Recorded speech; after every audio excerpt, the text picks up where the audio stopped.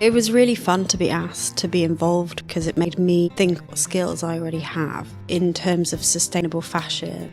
It wouldn't be the first thing that I would think of when I'd think of my own work. I'd think of different techniques that I like or different effects I can get, especially from different metals.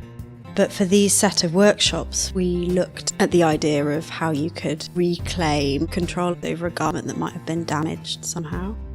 So we ran a workshop on rips. Because my thing is embellishment, I wanted them to be more of a celebration of something that had gone wrong with a garment, so a happy accident, I suppose, that you could take something that had been ripped. So we ran one workshop that was all about looking at rips, looking at tears in clothes, and rather than learning really sensible practical techniques that you could just seamlessly close up that rip and carry on wearing it, the idea really was to think how you could celebrate that. So learning different kinds of needle weaving techniques that you could embellish the rip, that you could create woven and net type effects over the top and in and out of that in bright colours or different kinds of materials so that you really added something special to it. On a similar theme, looking at stains and celebrating stains, and it's my forte, so it's looking at gold. You wouldn't want something to become stained, but it's happened, so how could you play with that and celebrate it?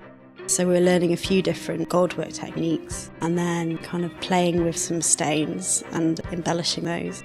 It's really nice to see how these workshops have fitted into the larger project. I can see that people are coming into these workshops with an attitude of what have I already got that I can use, rather than other classes I've taught where people will go on the internet or go into haberdashery shops and specifically buy stuff. There's far more of a feeling of what can we use that we already have. I found that quite inspiring actually. I need to do that more. Spending time being immersed with other people who are putting energy and thought into sustainability has really made me think a lot more about it. Just small things like the fact that we've used old pillowcases for fabric for sampling, that's something I know I will do now. It makes so much more sense than going and buying fresh fabric every time. For me, it's those little things, the changes that are really easy. It doesn't have to be a massive radical thing. It can just be realising that you don't have to make massive changes. It's just those little thoughts about what you're buying and if you're buying and do you have to buy this.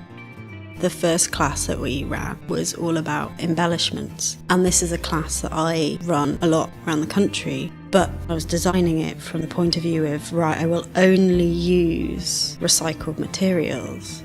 It was actually really obvious once I started doing it. It was so easy to do. I think that's been the biggest thing, of realising how much I can use without going into a shop. We've had to buy some gold thread, but apart from that, I haven't gone into a shop to plan and sample for these workshops at all. And that's made me realise that that's completely achievable for what I do. And I can see that that is an effect not just on me, but on other people participating in these workshops.